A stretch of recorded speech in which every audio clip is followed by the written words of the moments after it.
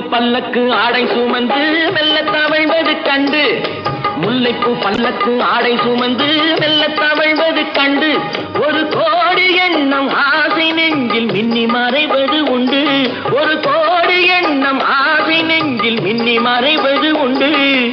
அழகு நடையை பழகும் சிலையை அழைக்க வந்தேனே, இதழ்கள் பொழியும் அமுத மழையில் மிதக்க வந்தேனே. தங்கப்பதக்கத்தின் மேலே